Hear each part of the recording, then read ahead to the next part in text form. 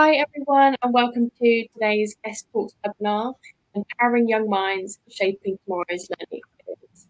It's great to have you all with us for what promises to be a thought-provoking and inspiring session. Early childhood education is more than just the first step in a child's learning journey. It's where curiosity, creativity and confidence take root. How do we create an environment that truly nurtures young learners and prepares them for the future? Exactly what we're going to be exploring today with insights from leading experts in early years education.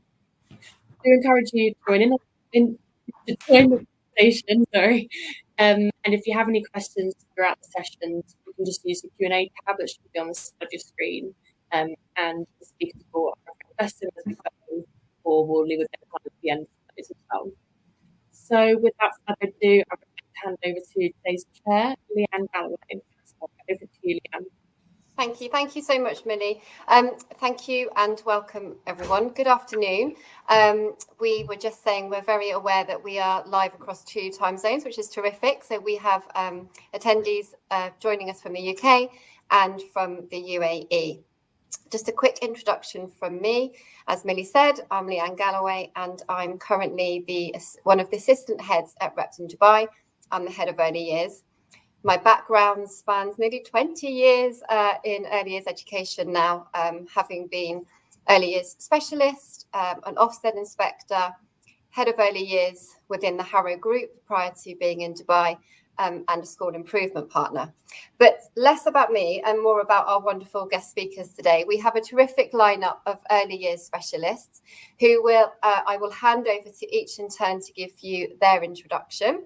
And then we will get stuck in some of our really exciting topics about current practice in early years. So, Roisin, if I could ask you to introduce yourself first, please. Yeah, sure. I am Roisin Casey. I am the EYFS leader here at Citizen School in Dubai. I have been in Dubai for 10 years now, and I primarily have worked across early years for that decade. It's been fantastic. It's been primarily working on inquiry-led environments, child-led learning, and keeping as much play as possible throughout our learning. I'll keep it short and sweet. Thank you so much. And Sari? Yes, so my name is Sari. I have been in UAE roughly 13 years. Out of 10 years, I've been working in the early years education sector, and currently I am a general manager for HEY Early Learning Centers that are bringing Finnish early years education to UAE. And I'm from Finland, probably you can hear that. Thank you, Sari. And Aminah? Hello, good morning or good afternoon. My name is Aminah Evans. I'm the assistant head at Hartland International School here in Dubai. I'm a second timer to Dubai. I've been here this time for 7 years. And I went back to rainy England for 3 years. And before that, I was in Dubai for 6 years. My specialism is early years from birth all the way to 8, and have a real passion to ensure that every child has the best foundations in life. I lead the BSME Early Years Network across the Middle East, and I'm also an MPQ trainer for early years with UCL. Terrific. So I think between us, we've got maybe a few decades of experience and a real passion for early years and a real breadth of experience internationally as well. And I know that's always a really fascinating concept when we talk about practice and approaches and pedagogy, particularly when we are contrasting those things internationally. And I think certainly when we were liaising prior to this webinar, it's really interesting to have these common threads that are coming from us about these kind of key questions and these aspects of practice which perhaps we are really honed in on at the moment. And for those of you who are joining us, prior to this, we've been talking about what we perceive as being those really fundamental and functional skills that we want our early years students to have. And not just what we want them to have, but kind of when is the appropriate time to support those children in acquiring those skills and how we do that. And again, I think that will really vary depending upon our context, our demographic, our location. And again, we're as attendees to or as guest speakers, we're very aware that we could be talking about very different cultural contexts, demographics of our students, and of course those cultural elements.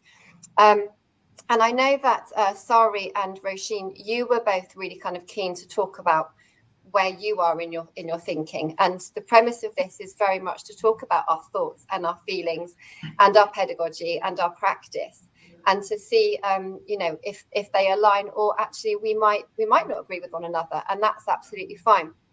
And we will launch into that. And I just want to remind attendees that if you have a question that's relevant to what we're talking about at this moment, feel free to pop it in the chat bar, and we will do our best to kind of pick that up and incorporate it as we go. So Roisin and Sari, I'm not sure if either one of you want to pick that up first.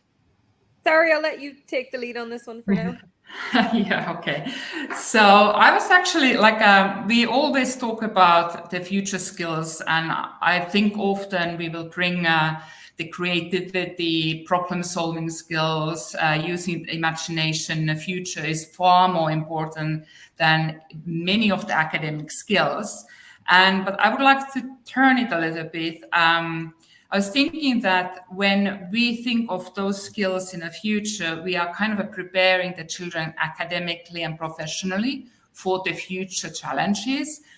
But also at the moment, maybe we should be thinking also how to protect our children from the ever-growing media influence, the ever-growing information flow, what the children are having currently, because the children are younger and younger at this and exposed to a lot of different type of medias. How we can actually make them emotionally and psychologically strong enough to understand that there is different type of media around them, and also to understand how to protect themselves, and how to understand what is fake, what is not real, and what is real. I don't know if this is that I flipped the question fully now, but I'm happy to hear your thoughts on this one. You flipped it. I went further in on your discussion point around, having adaptability, critical thinking, creativity, and collaboration.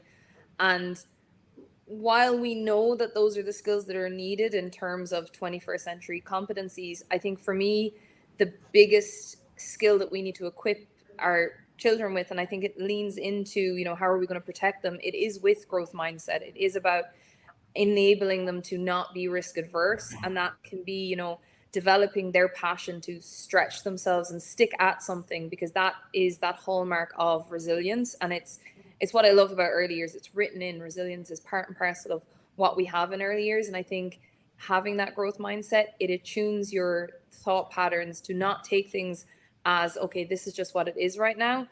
Let me try again. Let me try it differently. And I think it leans into that sort of way that we can be a bit more future ready, that we're not taking things at face value, that we have skills ourselves that we can develop and bring forward. And, you can go down the route of, especially with social media, I think looking into attachment theory from Bowlesby and Ainsworth, your secure attachment, although through infancy is so big, even as children age up, and Aminah can speak to this, having that experience beyond 5, 6, and 7-year-olds, that attachment theory, I think that's what we need to focus in on. Who is your person that you're most attached to, and are they the person that you're having the conversations with about social media and about what's real and about what's a healthy usage of screen, and just giving opportunities to be outside a bit more. I mean, I'm a big believer in, we've pushed a lot of rigid learning, but we've also pushed a lot of tech the way of children, and the missed opportunity is the world outdoors. The great big world is out there. Enable risk, and you're going to have a lot more competency there. I'm a big believer in, you'll build your confidence once you're more competent in things, and that comes from taking risks. It's interesting, Roisin, because you were talking, and when you were both, Sarah, talking as well, I was just thinking of, characteristics of effective learning within the early years, because that is our core foundation for the curriculum, isn't it? And we're building these future learners, but we're building them to think for themselves. And I think for me, the key is that we need to give them those skills. They need to try those skills out in safe environments. And as they get older, they'll be able to know exactly what to do and how to do it properly. And I think that's what you're both talking about. So looking at even like motivation for them, what's the want and the will for the children to be able to engage in activities and want to do things. And I think for me, it all stems through the learning skills, but actually their true values within themselves.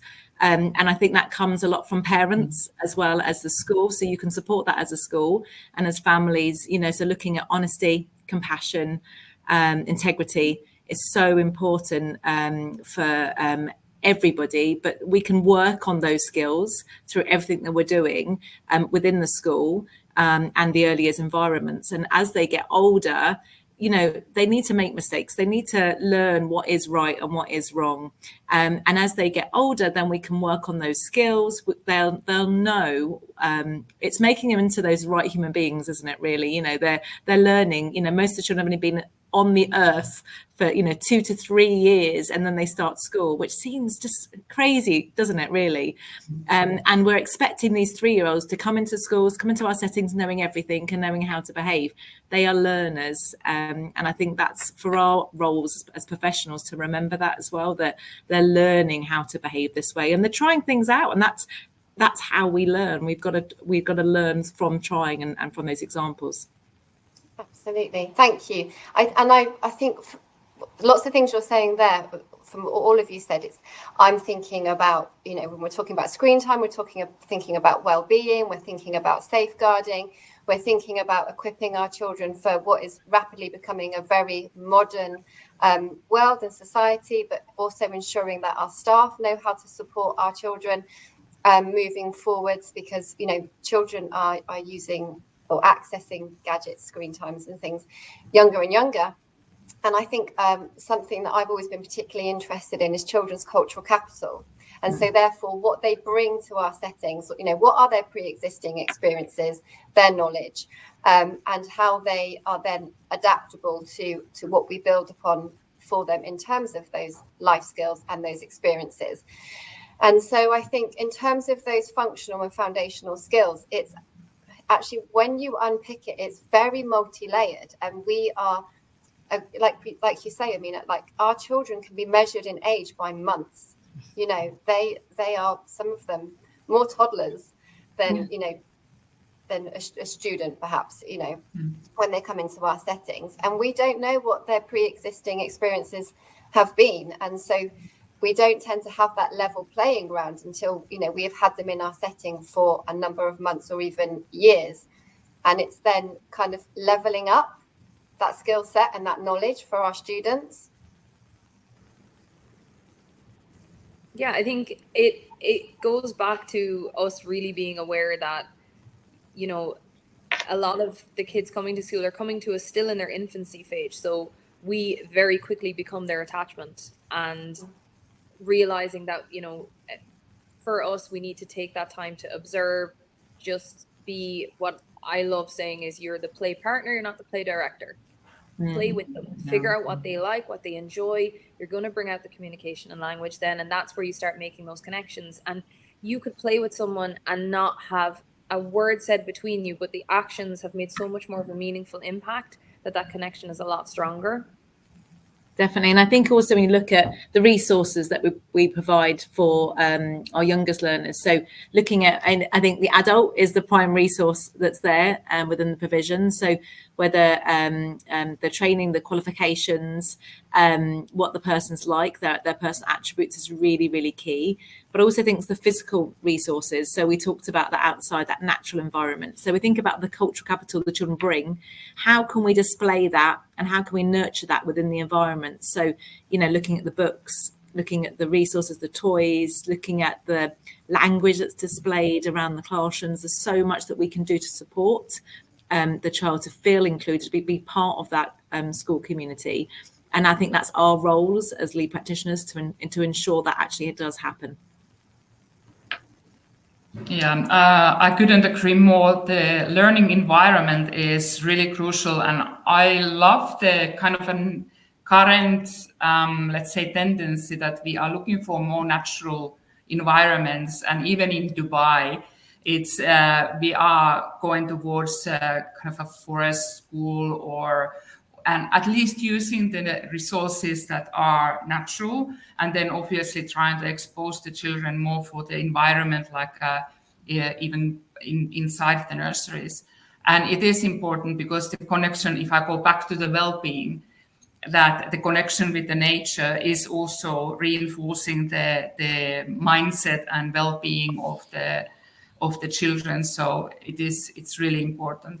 And also another thing is like not to overflow the children or the nurseries with the resources, is because obviously the creativity also starts from when you are having the lack of resources at certain points, and not spoon-fed or catered for the children all the time, the activities and the resources. We all know the children play the most with the cardboard box of the resource rather than the resource itself. So that's again also reinforcing the creativity with the children. Yeah, and I think it, exactly what we're saying, that every child is an individual, and I think what sometimes does happen is we think of stereotypes and cultural stereotypes and gender stereotypes as well. But I think it's remembering that every child, no matter what their cultural capital that they bring to the table, is going to be different. So for us, it's really ensuring that we can celebrate that and we can spark their imagination and curiosity. And exactly what we're saying, that empty cardboard box is the most loved possession, isn't it, in an early years classroom?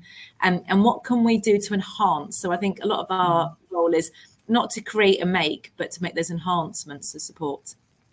Yeah, completely. And I think we're touching on so many different things, but I think it's about valuing that individuality, and then valuing each child to be unique, and then looking at what it is that they bring to the setting with their cultural capital, and then celebrating that, and then giving the children, certainly like for us in our setting, we're looking really extensively at giving our children a sense of agency, a sense of autonomy, sense of choice, and a lot of that is about access to our environments.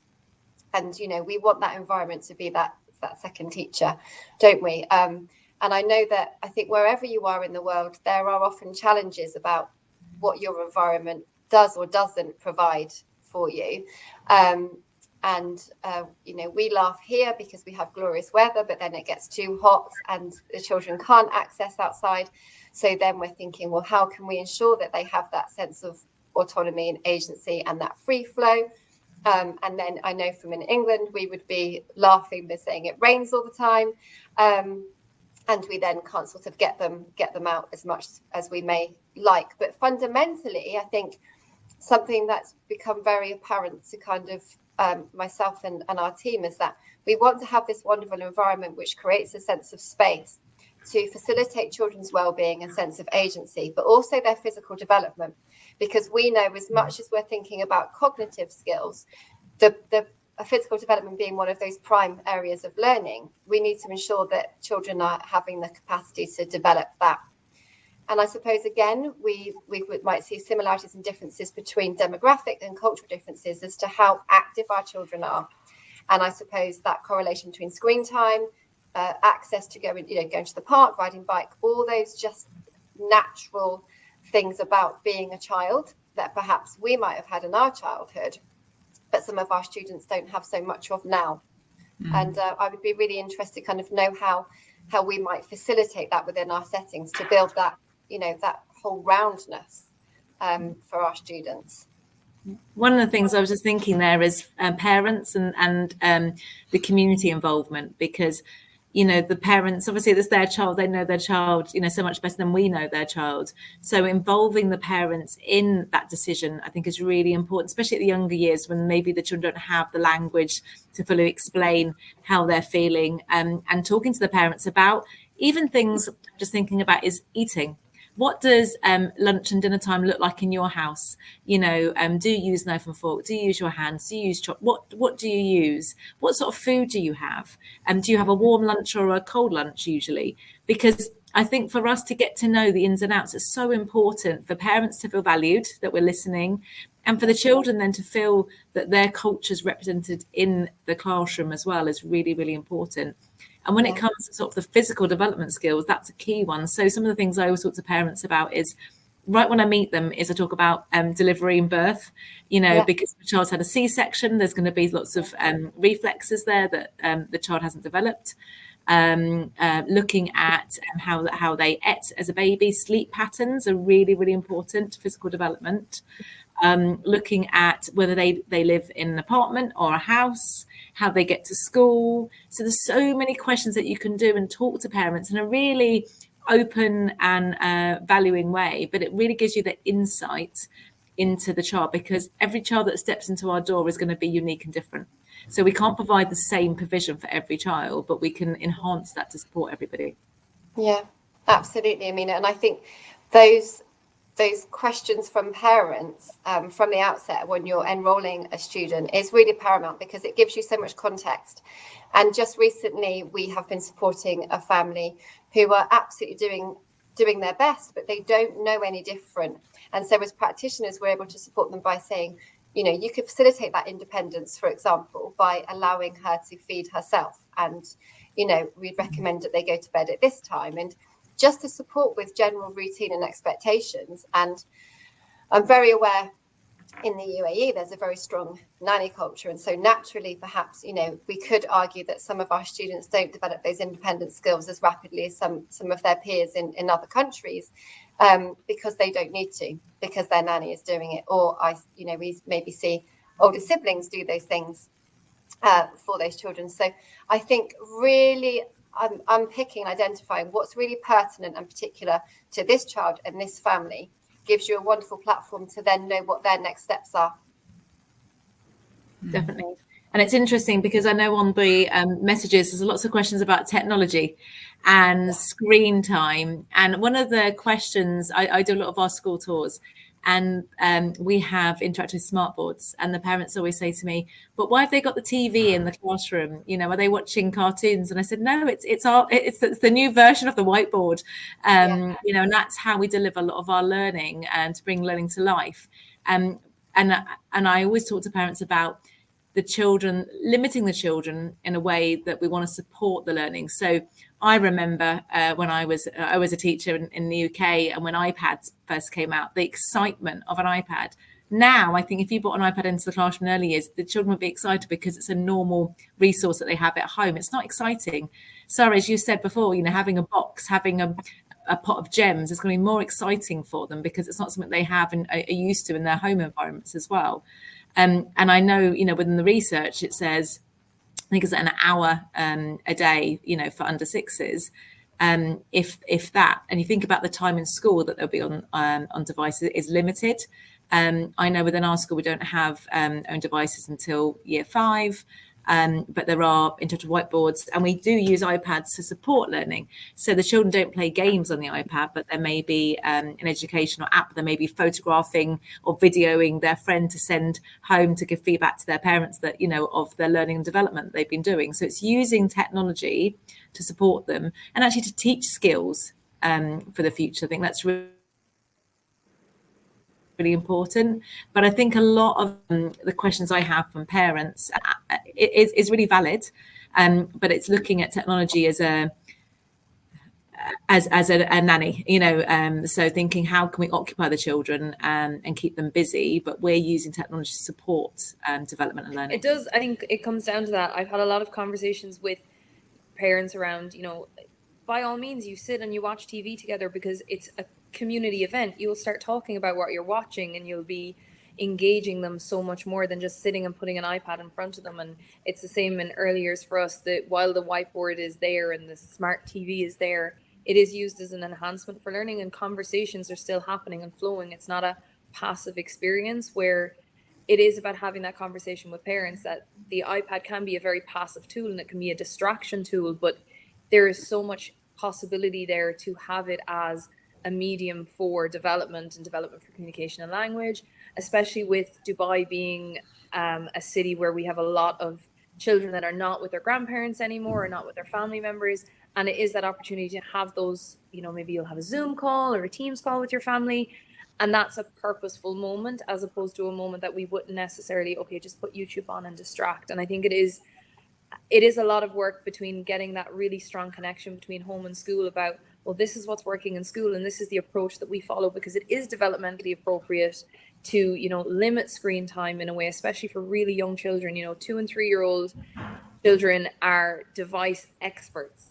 Most of the learners that will come into us could work an iPhone and iPad with one hand tied behind their back. They are so used to it. And for us, we are relearning how to use things and how to put these adaptations on. And it is about giving parents, okay, do you know guided access works? This is how guided access works. And these are the apps that you can control, and you can have this parental guidance, because some parents, unfortunately, they don't know that. And we do. We know it because we do it every day. We live it every day. So we can offer that support, and we bring parents in and we show them this is what's working. But if you have a perspective that's different, I would love to hear it. And it is about having that back and forth to see, because again, what works for one family, again, might not be feasible for another family. And it's about finding that mix. And Roisin, I was just thinking about routines when you're talking about finding that balance and that mix, because so often I see that technology is used just to help with routines, help with travel, help with feeding, help with getting to bed. So, what do we do before we use technology? Yeah. What are the other methods? So, I know I was just researching there that World Health Organization was saying under the age of 4, it's 1 hour a day, and above 4, it's 2 hours. Which, when you think about in Dubai, it takes us half an hour to get anywhere, doesn't it, realistically? Eating. Yeah. So if parents are choosing to use technology in those ways, then, that's their screen time completed. And so in school, if we're adding to that load, I can understand some of the questions people are talking about is when to introduce technology and gadgets, what is the age? And technology has so many different facets. It's not just an iPad. It's not a screen. It's not a TV program. It can be in so many, ways.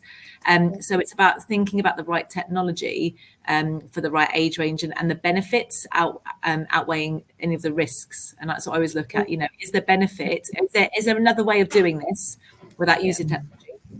And am I gaining more benefit from using the technology? And those are the questions we should be asking ourselves. Yeah, and I think you're absolutely right. We want to be using technology to be enhancing learning, and I think that is our approach as educators. And like you say, parents often use it for many different purposes. And I think fundamentally, what's coming through some of the questions as well is that we would do well to support our parents in knowing how they can support learning through tech, what's appropriate when, and giving them guidance, because there is no manual for parenting, and particularly in an age whereby maybe some of our parents aren't tech savvy and aren't aware of the risks of accessing the internet as well. And just upskilling our parents to be more empowered, I think, is really important. Yeah. One of the questions it said here is how do we deal with screen addiction as teachers and as parents, and that is challenge. I think it's having boundaries, clear boundaries, having choices, and I think for youngest learners, if you choose to do this now, you won't be able to do that later. So giving that choice to them and sticking to that, being consistent, I think that is key as well. But clear, firm boundaries is really important for children. Yeah, I think also added to this, as you mentioned before, that it's very important to use any gadget as a tool between, like you were saying, Roisin, about the mediating between communicating with the parents or looking things together, whether it is TV. And what is concerning for me in early years is that if you do have a lot of screen usage in earlier settings, on top of that, they are on their screens also at home. So the parent partnership really comes in, that we have kind of agreed guidelines about the screen time. And the younger the child is, the less it should be. And my opinion, if I'm honest, is that below 3 years, we shouldn't have any screen time at all. So, but again, it needs to be like all of you were saying, it's again, partnership with parents, and every child is different and every family is different. I am afraid, and I'm very concerned about the fact that a lot of children age of 2, 3, and so on and so forth are using the screens alone. They've been isolated from their families, or kind of they are in their own corner using the gadget, whereas the families are, for example, eating dinner meanwhile, or something else. And we don't really have any data on the impact of the screen at the moment. It's such a new thing for the children and for us adults as well, that we don't have the 20 years of data. What actually is the impact of the, let's say, excessive screen time? Yeah, I think that's a really valid point. Sorry, I think we are probably in uncharted territory to a degree, and not really fully aware of potential impacts upon our perception that children are younger and younger and having an access to screen time, and in many cases quite unlimited, and it could be used as a babysitting tool. I think for me, my concern is around those high quality interactions that the children are missing out on having, because they are not, for example, sitting and having a conversation, or even hearing conversations via osmosis. And I think that's something that we really need to be mindful of and safeguard against, so that we don't later, down the line, find ourselves with children who've got significant interruptions in their cognition, speaking and language abilities, because they just haven't been exposed to it. And I think, again, it comes back to those parent partnerships about policy, practice, transparency and guidance. And I think that places a huge task upon school settings practitioners, because I feel like it's ever evolving, and we have to move with the times to make sure that we are equipped to safeguard our children and to support our parents, but at the same time equip our children for a very rapidly evolving world. And they need to be tech savvy, but it's when and how, and it's that appropriateness, which is very much coming through in our questions. It's when and how. I think one of the quotes that I'm drawn to from Ken Robinson, and it was on academic ability, but I think, as far as I would argue, overuse of screen time fits in very closely to it, because if all you had was screen time, or all you had was your academic ability, you wouldn't actually be able to get out of bed in the morning, because you wouldn't have been able to have had someone that built the bed. You would have been able to write about it. You'd have been able to watch a screen about it. But equipping that physical development, having those boxes, having those, for parents to see what we have in early years classrooms, it helps them then go, okay, let me see what I could bring at home that's like this. So in terms of make-a-do tools, the cardboard boxes, that it's not just a box. What is this going to turn into? You show me. And it's about bringing those opportunities. And I think that is the important connection that schools have. We have that really solid, especially in Dubai. The partnerships with parents here are absolutely fantastic. And they are able to come in and see what is working in the classrooms, what's working for their child in that moment. And the teachers can speak to that really passionately and really, really strongly. And I think, going forward with that, we're developing learners for a future that we have to admit we don't know what it is going to look like. So we're going to have people going through their whole lives having no real sense of what their talent is, if we're just putting them in front of a screen, or we're just putting them in front of a book. Giving them the opportunities to have open-ended resources, loose parts, those things are limitless. Yeah. And there's no, we're not waiting for an outcome, we're waiting for the effort. And I think praising that effort helps build the growth mindset, and it gives them a lot more solid skills that will give them a pathway to success that is their personal success. We can't decide for them where that's going to end up for them, because we don't know. Yeah, I think Sorry. Okay, so no, I was going to say that for parents, they don't realise, if you say to a parent, this will actually be detrimental to a child's development, they won't do it. But I think sometimes they think, oh, it'll be fine. I watched TV when I was younger. We've all got phones. It's fine. And some of the things that I do, and I speak to parents when I do presentations, is some of the research from Dr. Junior Grenier, and he talks about the impact on development. So, and being really specific. So some of the things that he would talk about is motor delay. We talked about communication and delay, low verbal scores, as they get older, impact on the executive function skills that they would have, low processing of language as well, poor problem solving skills. So exactly what you're saying, Roisin, about, how can we make the bed and fix the bed? I know what it looks like, but how to do those things. I think that really does support parents with understanding the reasons why we're saying to them, limit the screen time. But I think on the other hand as well is, what are the alternatives? So, I'm a parent of 3, if someone says to me, okay, Aminah, limit the screen time now. Okay, well, how else can I do this? And parents need guidance, they need support. And especially in the UAE, when you don't maybe have a family around, a lot of people are, living in just a nuclear family, they haven't got the extended family there to support them. they're using it not for bad intentions, so to speak. It's to support them, but what are other ways? And some of the other things, talking to parents about is, you're giving your child how many X hours of screen time, but did you know that they need 180 minutes a day of exercise, to function? And so what are the things that you can be doing that, is really key, and how can you build that exercise in? But I think for me, the term screen time is so broad. And I think parents talk about iPads, or talking about on their phones, or talking about watching TV. What does screen time mean? And I think from a school or a nursery setting, we can use screen time in a real positive way of not necessarily watching things, but using cameras, using voice recordings, looking at technology of robotics, especially and trying to build those skills for future learners. I think that's really, really important.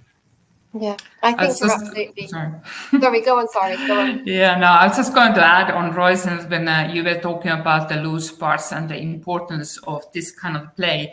I mean, this is the way to make the young children tech savvy as well. Like when they are manipulating certain things, that is technology, and it is robotics. All these are very closely linked to being a tech savvy later. So it doesn't always mean that I am able to maneuver the iPad or whatsoever. It is that I am able to solve the problem while I'm playing with blocks and so on and so forth. And then again, also added on what Aminah, you were saying about the physical development and movement.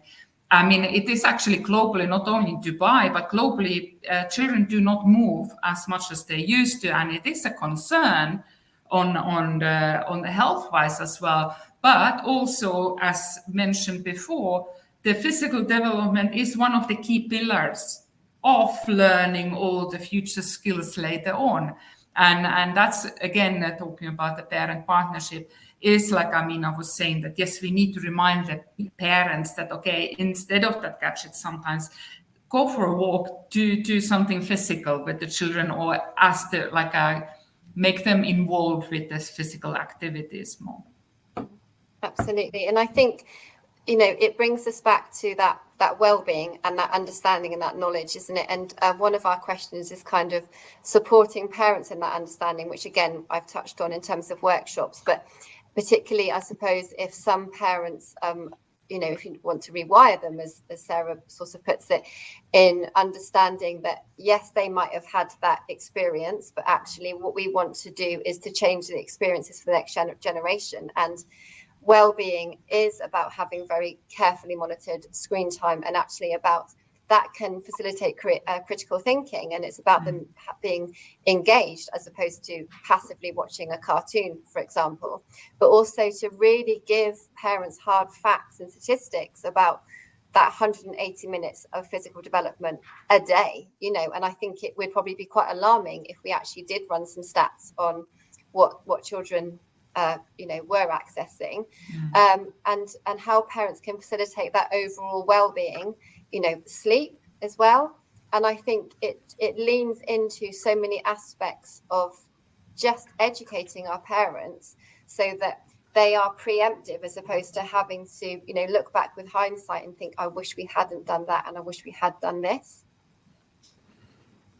Yeah, I think it comes back to as well, I think having those conversations, a lot of the time you'll have parents say, oh, they're just playing, it's just play, it's whatever. But it's, as early years practitioners, we have such a breadth of knowledge around what play is, what the schemas of play are, how they are developmental, how they bolster self-expression, emotional resilience, and all of that. And it's about, when you're having those meetings with parents, explaining, this is where they're at in this domain of play that they are in and they are hyper focused on, they're going to move into this stage. The way that you get them to this stage at home, maybe they're digging in sand, for example, and they're using their hands to move into the next stage. You could try and give them this at home and this at home to try with, so that eventually we'll develop our motor skills, because putting a pencil into the hand of a 2-year-old is so much less impactful for their physical development growth compared to letting them dig in sand and play in water and play in mud.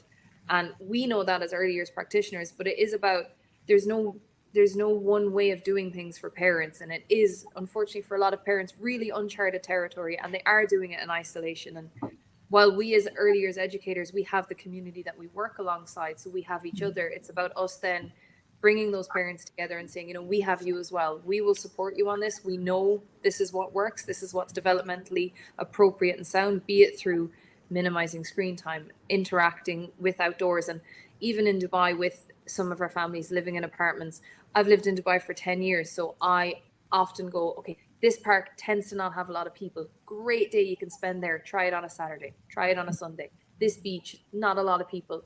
And it's about giving those parents who might be new to the country, these are the places you can go. Because when we were younger, we had the community around us. We had the village helping to raise us. The village that raises Dubai is now a very, very small village. And, the school is there. We are the village. We just need to be a bit more purposeful with how we make those connections. Yeah. I was saying there's a new article that's just come out by Dr. Aaron Bradbury called Play Matters, and he's been at the forefront of talking about play being not a bad word, actually being actually the most important learning is through play in early years. And really interesting, I went to one of his conferences recently, and he was talking about people adding play-based learning and learning through play, but he was saying, why can't you just use the word play? Just say play. We're playing in early years, because parents are to think that, it's just having fun, or we're just doing this, or we're just passing the time. But the real facts show the value of play. And one of the questions was talking about, and I think I was trying to read it, about brain development and looking at how we can support those students in their rewiring their pathways and building those connections. And that's what play does, and that is the forefront of play. And it's embedded in our DNA. It's how we learn about the world around us. It gives us the safe place to test our real life experiences. There's so many opportunities, it's endless. And I think we look at higher order thinking, we look at their planning, decision making, our problem solving, impulse sharing, taking turns. It also, I think, helps with, and one of the questions I was going to be looking at is, mental health and well-being. Play does so much support well-being of each and every child. And for me, it's really important. And I think that uninterrupted play is really, really key. And I think, one of the discussion points we were looking at was, looking at how we support play without interfering in play or interrupting the play, but enhancing the play. And I think sometimes as adults, our job is, we feel like we're not doing anything if we're just sitting there watching or observing, because we're being paid for this job. We should be doing something. We should be giving our knowledge to the children, but actually observing and valuing their play and joining in when we're asked to. And I always say to people, have you been invited to play? This is their world. Have you been invited to join in and wait for those opportunities? Because then it talks about relationships. Do they want you to play with them? It's really important. Yeah, I think that's a really interesting point, Aminah. And I know that you had raised that kind of in our conversations prior to the webinar, and it's that intervening, or basically sending children scattering. And I think what I'd be really interested to sort of open up for discussion is twofold, really, because we've touched on supporting parents in their understanding of play and the value in play, and how it might be perceived that children are just playing, but actually what it is that they are learning and gaining from that. And also how we then as practitioners facilitate that play in our settings and what we want it to look like, so that we are facilitating it and not interfering and derailing those kind of those choices that children might be making themselves. So I don't know if any of you would like to pick that up and kind of talk about how you approach that, either with parents and or just in day-to-day practice. Well, my favorite thing is when I do have conversations with parents, I do like to say, play is enshrined in the United Nations rights of a child. They have a fundamental right to play. What that means is that you need to let your child be your child, however they want to be, and we will facilitate that. We will help them explore. We will help them problem solve. We will help them figure out how to dialogue, how to figure out a different solution, if you've fallen out with someone, how to do that. And that's done through play. It's done through, free flow play. I love hearing free flow play. I love hearing that the adult is not involved in anything the kids are doing, because they are taking on a leadership role. They are taking on a collaborator role. They're taking on a listening role. They authentically are delineating roles to themselves without the adult having to helicopter in and start assigning roles.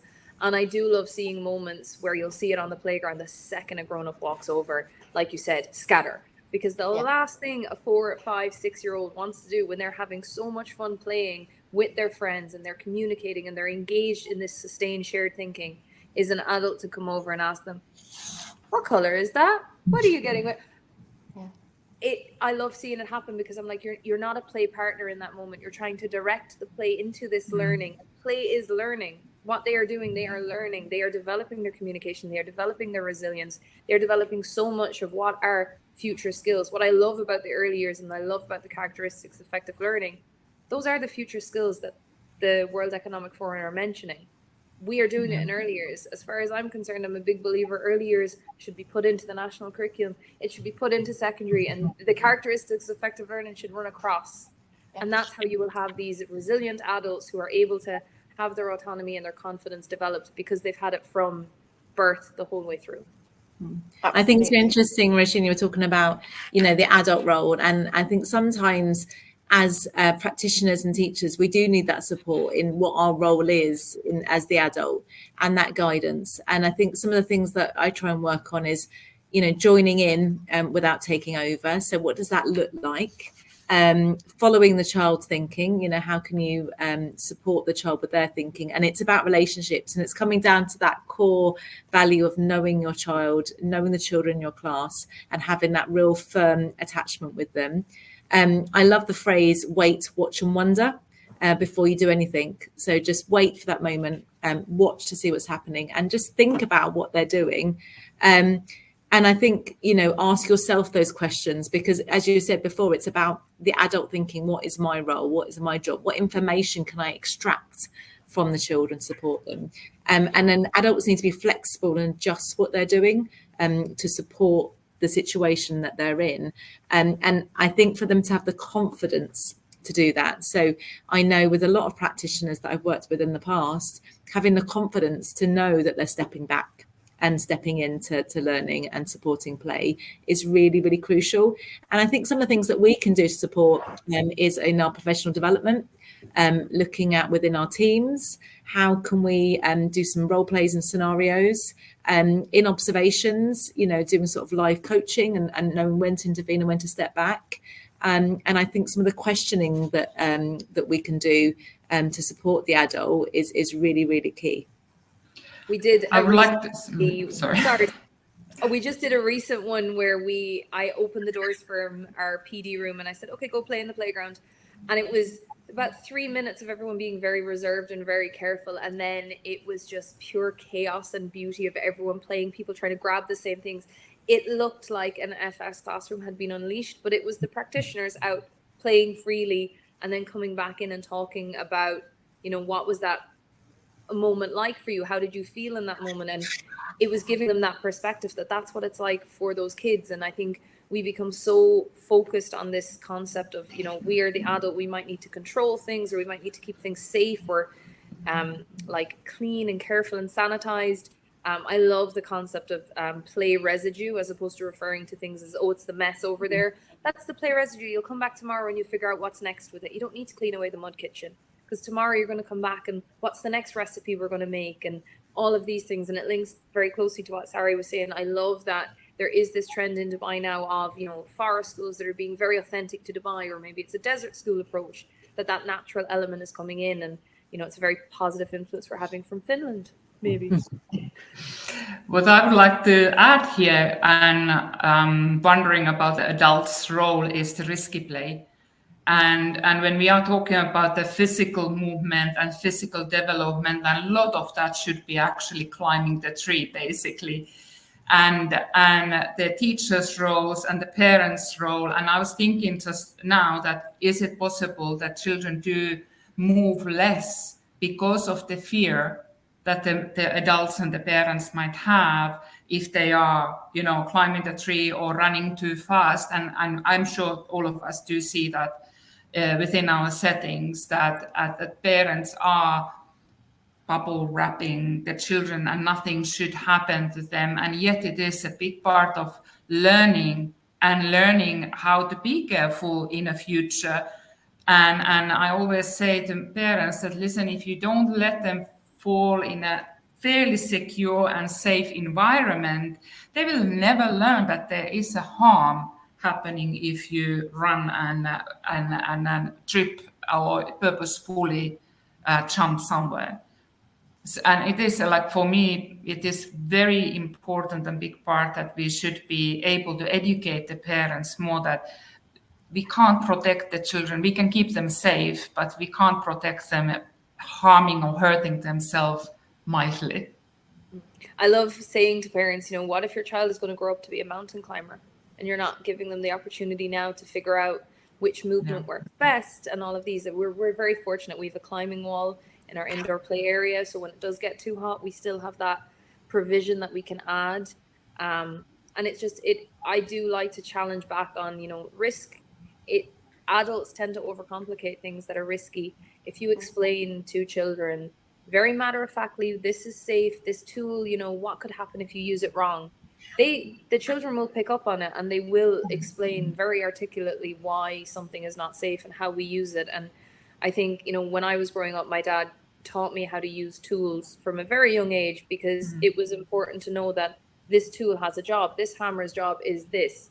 And I didn't see it as a toy. I saw it as a tool to use to make something and to build something. And I think equipping children from early years, there's no reason why you can't there are developmentally appropriately sized tools that you can have in early years that help physical development, but also help that creation side that can be neglected if you don't have that incorporated in, just because we've become very, I don't know if it's the litigation phase that happens with certain places, but I think, we're becoming very risk adverse to the point of it's detrimentally in physical development. Yeah, and isn't it like, I'm wondering that when did it happen? Because all of us, I'm sure that we experienced our childhood in a fairly risky environment. And I was thinking that I didn't see my parents the whole day. I was in the forest playing with I don't know what, and nobody even asked me questions. If I came home on time, that's it, that's fine.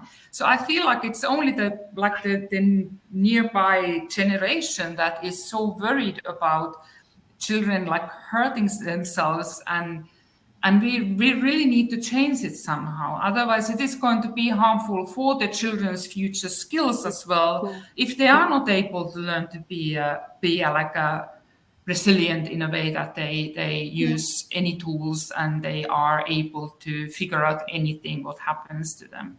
Yeah, and Sari, I think we have to have a careful balance, don't we, between teaching our children to engage in risky play, but that it's our job to risk assess that and to support and to facilitate them negotiating that risk, but also reassuring parents. And I think something that is a significant challenge perhaps in the UAE is that we're fortunate enough to offer our students swimming lessons every week, but we have many parents who don't want their children to swim because they fear they're going to get sick.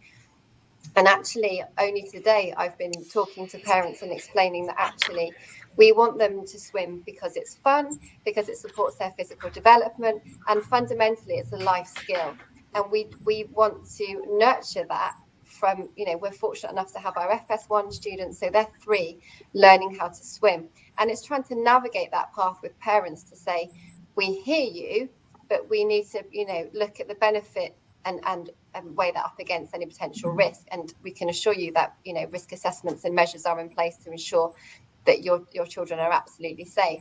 But we don't want to de-skill our students by being too risk averse, and we want to equip them to go on to be whatever it is, whether it is that mountain climber or an Olympic swimmer, or it's nurturing, as we say, that whole child, isn't it? And I think, Leanne, was saying about listening to the parents. So, we've got to recognise, their fears and their questions as well. It's really important to recognise that and to listen to them. And I think some of the things that really work is a parent on parent perspective, so maybe a parent that's been through it and they can share their experiences of their child learning to swim And I think that really does help parents. And like you said, talking about the risk management, how you're supporting.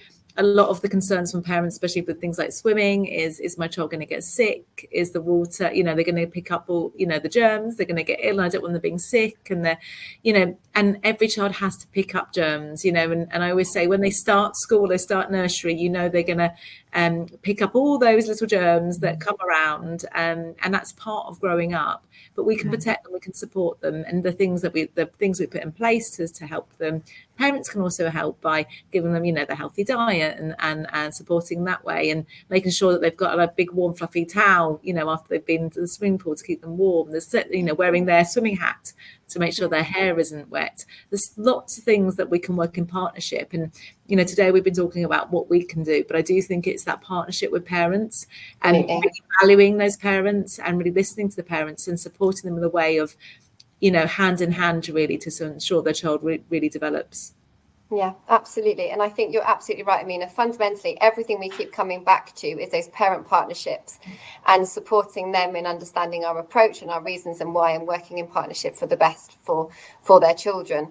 I'm very conscious that we have been talking for almost an hour, and there are a few questions, I think most of which we have touched upon. But ladies, if you have eyes on those questions, if there's anything which jumps out at you, I'm just scanning through, please do shout. Yeah, Geeta was talking about learners should be instructed on safe use of manipulatives. Definitely, within the classrooms and schools, there are restrictions, but we can manage those risks. We have to get parental permission. The tools that we have to have are age appropriate. Things are monitored, things are inspected, so there's lots of things that we're doing, and adult supervision is key. If the adult is there as supervising that child, they can support. So I think, the safe use, and we have to be teaching them the safe use of even things like walking with scissors, how to hold scissors properly and go from A to B. And our role is to teach the children. We can't expect them to know that as well. So we can teach them and support them that way.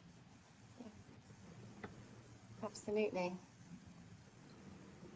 Yeah. There's one question, or how do we rewire younger parents to realize the dangers of too much screen time, if that's been there from their childhood? And I would say that try to take the gadget away from the child, and you will see the reaction. And if the reaction is too heavy, tantrums and so on and so forth, then obviously there is an addiction already. And try to replace that screen time with some meaningful activities. When we talk about below 3 years old, for example, I said that give a gadget for the mealtime or something else to entertain. Give them a coloring book or a book or those activity booklets or something else instead of that screen, and see how it impacts the child's sleep and child's behavior and the child's mental health as well.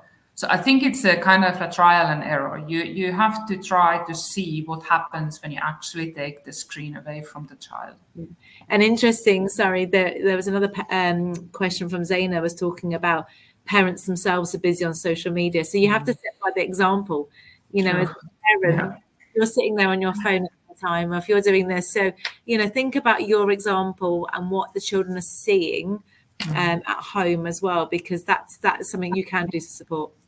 Yeah, and absolutely. The point on involving parents in physical activities at home, it is about, and it is akin to the nanny culture here. Unfortunately, many children don't come home and unpack their school bags or take out their lunchbox or dress their beds in the morning, but it is about, having those conversations that I think, they're at the age where they could help set the table, or they could help chop the vegetables, they could help do things, and you encourage that. And, maybe it is okay, when the nanny is getting things out of the fridge, how about you help as well? And you have a go at doing this. And it is about, yes, we're in an incredibly privileged position, but, that privilege shouldn't negate the fact that there are developmental opportunities that are being missed at home if someone is doing everything for you. Yeah, I think fundamentally it's about expectations, isn't it? It's expectations, it's kind of boundaries, you know, and knowledge. And I think that's probably quite a good note to wrap up on. I can see that Millie is joining us now. Hi guys, thank you so much to all of you today. That was a really interesting conversation. I'm sure our viewers will agree. Thanks everyone for taking part today and for watching at home. If people would like to continue the conversation, then you can feel free to reach out to us at marketing@gesseducation.com. We're happy to connect educators with new ideas and opportunities. Before you go, we do want to hear your thoughts, so you'll get given a short feedback survey at the end once we've finished up. And the input really helps us to refine and improve our future webinars. So please do take a look at that. A recording of the session will be up on the GESS Education YouTube channel and also on our website very soon.